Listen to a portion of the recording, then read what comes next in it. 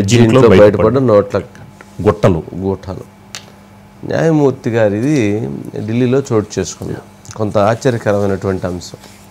ఢిల్లీలో ఈ నెల 14వ తారీఖున ఢిల్లీ హైకోర్టు జడ్జిగా ఉన్నటువంటి జస్టిస్ యశ్వంత్ వర్మ వాళ్ళ ఇంట్లో అగ్ని ప్రమాదం చోటు చేసుకుంది. ఆయన ఆ సమయంలో లేరు, అవుట్ ఆఫ్ స్టేషన్. దాంతో ఇంట్లో ఉన్నటువంటి వాళ్ళు వెంటనే ఫైర్ ఇంజిన్కి ఫోన్ చేశారు. ఫైర్ ఇంజిన్ వాళ్ళు వచ్చి ఆ బెడ్రూము అట్లాగే ఈ హాల్లో ఇవన్నీ ఉన్నటువంటి ఫైర్ మొత్తం ఆపారు. ఆపే క్రమంలో ఆ బెడ్రూమ్లోకి వెళ్ళే ఫైర్ ఆపుతున్న సందర్భంలో అక్కడ ఉన్న ర్యాక్స్లో కట్ల డబ్బులు కనిపించినాయి అట. ఏంట్రా బాబు ఇదేంది, మనం ఫైర్ ఆపడానికి వస్తే ఈ ఫైర్ ఏందని చెప్పని చూసి మనీ ఫైర్ చూసి వెంటనే వాళ్ళ పైన ఉన్నతాధికారులు తెలియజేశారు. వాళ్ళు ఇదేమైంది జడ్జి గారి ఇల్లు, అది మనం ఎట్లా అది ఇటు నుంచి ఏమొచ్చిద్దానని మళ్ళీ వాళ్ళు పై ఆఫీసర్ తెలియజేశారు. దీంతో ఐటీ వాళ్ళు వచ్చి మొత్తం లెక్కేసి 15 కోట్లు లెక్క తేల్చి పక్కన పెట్టారు. ఇది చీఫ్ జస్టిస్ గారికి తెలిసింది. వాళ్ళు వెంటనే కొలీజియం చేసి వారు అక్కడి నుంచి జడ్జి గారిని అలహాబాద్ నుంచి వచ్చారు కాబట్టి ఆయన అక్కడికి పంపించేశారు, బదిలీ చేశారు. దీని మీద విచారణకి ఆదేశించారు. అయితే ఇంట్లో 15 కోట్ల రూపాయలు ఉన్నాయి అని అంటే ఈ 15 కోట్లు ఉన్న అంశాన్ని బయట ప్రజలకు తెలియజేయాలి, పట్టించాలి అని చెప్పని అన్నా ఎవరన్నా ఇంట్లో ఫైర్స్ క్రియేట్ చేసి ఉండొచ్చు. ఇదొక అనుమానం. 2, లేదా డబ్బులు ఎవరన్నా బాధపడి ఇచ్చిన వాళ్ళు వాళ్ళన్నా ఫైర్ క్రియేట్ చేసి ఉండాలి. ఎవరన్నా కానీ అది ఆ ఫైర్ అవటం అనేది వెనక చాలా పెద్ద వివాదమే జరిగింది. సరే, ఇప్పుడు ఆయన మీద ఏం చర్యలు తీసుకోవాలి? ఒక న్యాయమూర్తి గారి దగ్గర 15 కోట్ల రూపాయల క్యాష్ దొరికిందంటే అనాథరైజర్గా ఆయన ఖచ్చితంగా ఆయన అవినీతికి పాల్పడ్డాడు అనేటువంటి అభియోగాలు వచ్చినట్లే. మరి ఆయన బదిలీ చేసి వదిలేస్తే కాదు కదా, ఆయన మీద ఏం చర్యలు తీసుకోవాలి? జనరల్గా ఆయన మీద ఉన్నటువంటి గతంలో కూడా కొన్ని జడ్జిమెంట్ల విషయంలో ఆయన ఇచ్చినటువంటి తీర్పులు కొంత వివాదమైనవి. వారు ఎందుకు ఇచ్చారు, ఇట్లాంటి ఎందుకు జడ్జిమెంట్లు ఇచ్చారు అనేది కూడా చాలా దుమారం అయింది. మరి వాళ్ళల్లో ఈ నేపథ్యంలో ఇచ్చుంటారు, ఏదో కేసులకు సంబంధించి జనరల్గా ఆయన దగ్గర అన్ని డబ్బులు దొరికినాయి అంటే తెలంగాణ ఆంధ్రప్రదేశ్కి సంబంధించిన కేసులు ఏమున్నాయని ఎతికారు జనం.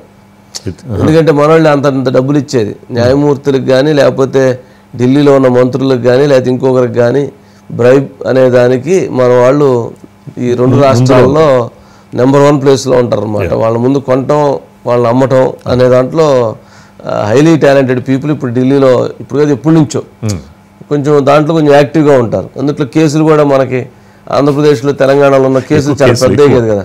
జగన్మోహన్ రెడ్డి గారి కేసులు కావచ్చు, లిక్కర్ కేసులు కావచ్చు, ఇవన్నీ చాలా పెద్ద కేసులు. ఆ బెయిల్స్ అనేటువంటి విషయంలో చాలా పెద్ద అమౌంట్స్ ట్రాన్సాక్షన్ జరుగుతుంటాయి. అందుకని కొంత దుమారం ఇదైంది. బట్ కాకపోతే అక్కడ ఉన్నము రేప్ కేసులో ఒక దాంట్లో బెయిల్ ఇవ్వటం ఇట్లాంటివి ఏదో నడుస్తున్నాయి. సురేష్ గారు ఏంటండి మొత్తానికి ఏంటి వర్మ గారు, యశ్వంత్ వర్మ గారు ఏంటి అసలు ఎక్కడదా డబ్బు, అంత డబ్బు?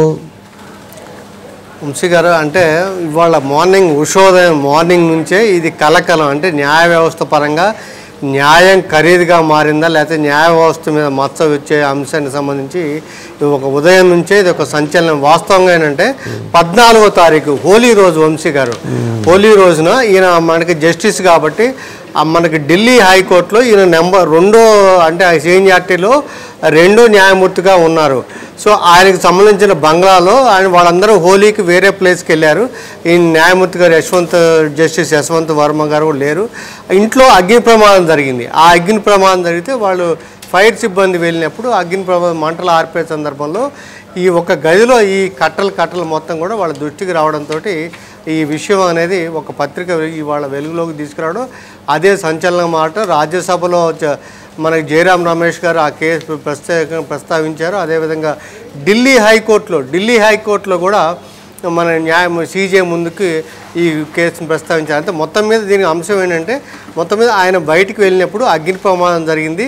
అయితే అలహాబాద్ బార్ అసోసియేషన్ చెప్పినప్పుడు 15 కోట్ల రూపాయల నోట్ల కట్టలు అంట వంశీ గారు. అవన్నీ కూడా దాదాపు 15 కోట్ల రూపాయలన్నీ ఉండొచ్చు. అయితే ఆ డబ్బు ఎక్కడిది ఏంటి అనే దాని మీద ఇంకా విచారణ అనేది ఇంకా అయితే జరగలేదు. కానీ దాని మీద ఇమ్మీడియట్గా ఆయన ఇప్పుడు మన సుప్రీంకోర్టు కూడా ఒక ప్రెస్ నోట్ ఒక వివరణ కూడా జారీ చేసింది వంశీ గారు. దీని మీద ముందుగా ఇప్పుడు ఢిల్లీ హైకోర్టు సిజే గారు మొత్తం మీద విచారణ జరుపుతున్నారు. ఆయన రిపోర్ట్ ఇప్పుడు supreme court CJ justice Sanjiv Khanna గారికి సమర్పిస్తారు. దాని మీద ఇంకోవైపు కొలిజియం సమావేశం అవుతుంది. దాని మీద నిర్ణయం తీసుకుంటారు. అయితే ఆయన ఇప్పుడు ఆల్రెడీ అలహాబాద్ హైకోర్టు ట్రాన్స్ఫర్ చేశారు.